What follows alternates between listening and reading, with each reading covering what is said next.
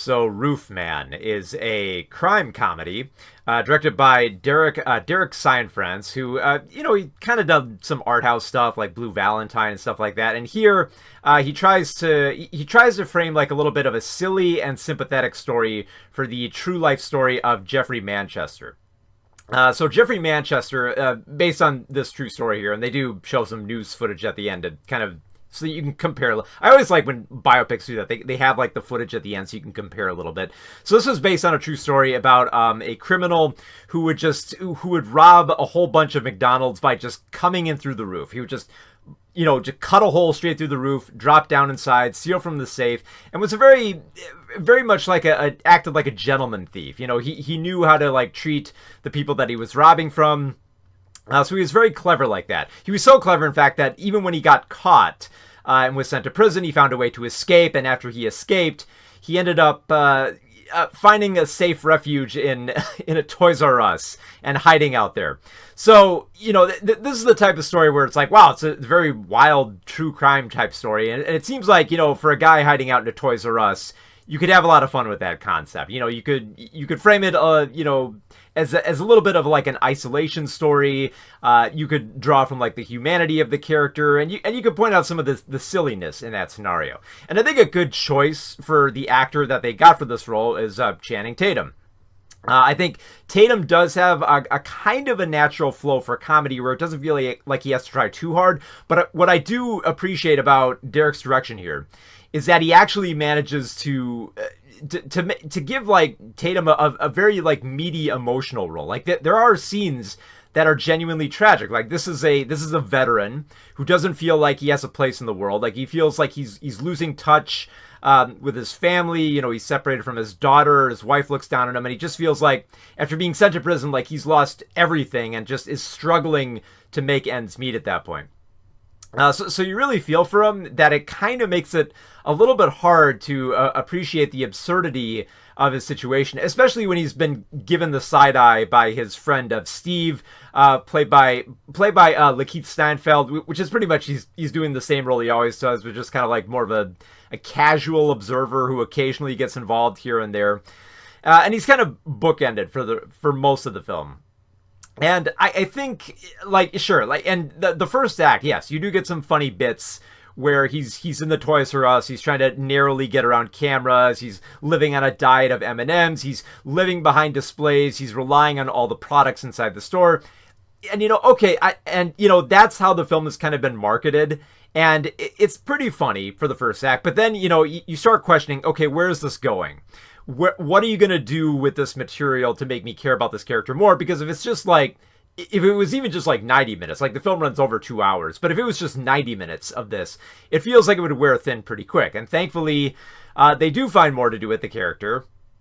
In particular, he finds a romance with one of the employees of Lee Wainscott, played here by Kirsten Dunst, and she's just like the perfect woman. She works really hard. She's nice to the other employees. She's a single mother just struggling to make ends meet with her two daughters. She helps out at the church. She runs toy drives. She's such a devoted and wonderful woman that, it's understandable why Jeffrey would make a play for her, would risk his safety of being on the lam to just, try to see if there's something there. And he kind of more or less kind of falls into that relationship. It starts off with him just kind of being a little bit interested in the toy drive, trying to do something nice, and then he just kind of falls into that relationship.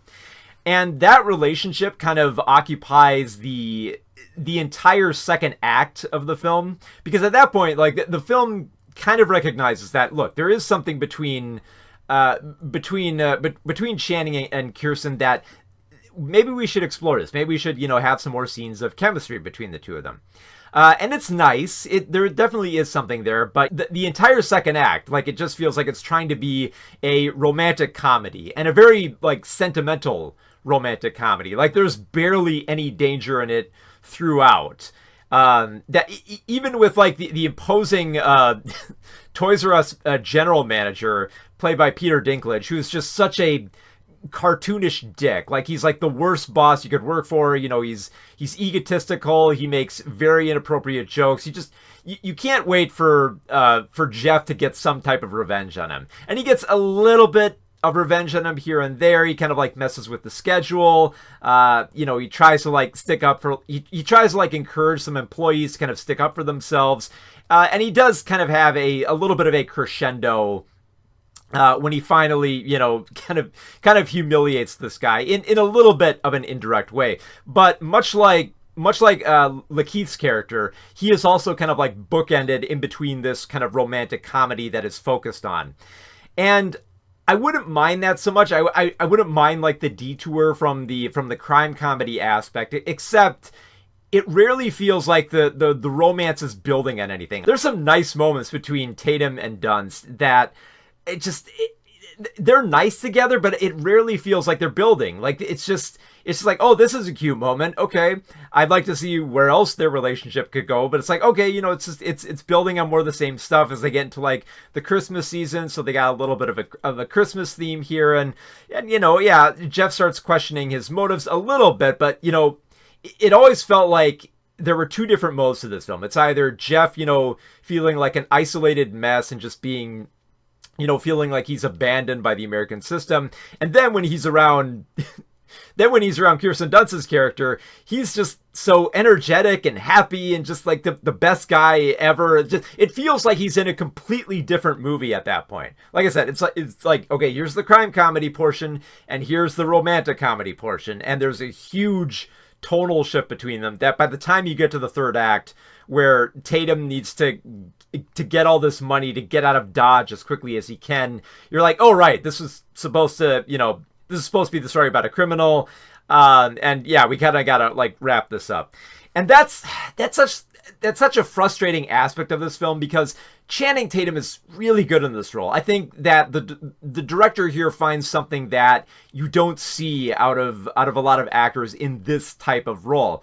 But it always felt like the film was just spinning its wheels with fun stuff to do with the character and the scenario, and never really building on anything or exploring anything. Like, there's a lot to explore there. A veteran struggling for work, feeling that he's abandoned, that he has to go around the American system just to make ends meet and get some money, and fall in love, and how he feels like he wants like some redemption with this family, that he wants like a second shot at, because it feels like his other family has abandoned him. So like, okay, here's a chance for me to reattain something that I felt was taken away from me, and explore how that might only be able to last for so long. But even then, you kind of got to appreciate it. There are so many angles to explore, and yet it only feels like it's finding the fun aspects of this type of story. Like, oh, here's the funny stuff he can do at a Toys R Us. Here's the fun stuff he can do when he's hanging out and having sex with Kirsten Dunst's character. Here's the funny stuff he can do with playing pranks on Peter Dinklage's Toys R Us general manager. Not bad stuff, but I feel like you need something more.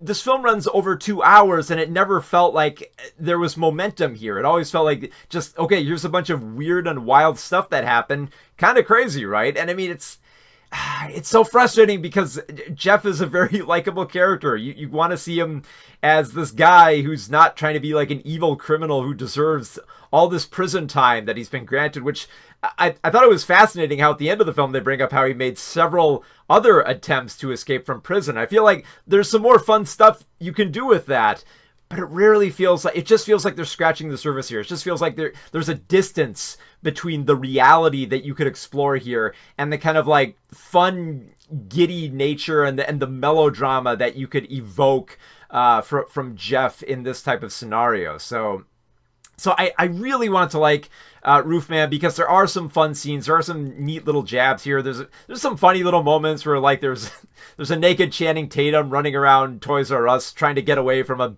screaming Peter Dinklage. Like, stuff like that was fun, and I wanted to see like where else the film could go past that point, but it never really does. So it's like it's a film with a lot of potential, and it never feels like it's living up to those expectations. So yeah, Roofman, it has its moments, and it's pretty neat. It's pretty funny, and it's pretty romantic here and there, but it doesn't have enough. It feels like it needs something more to warrant it being this long and exploring this true story and this character. So yeah, it's really a disappointment for Roofman, because I do think this is one of the better Channing Tatum roles.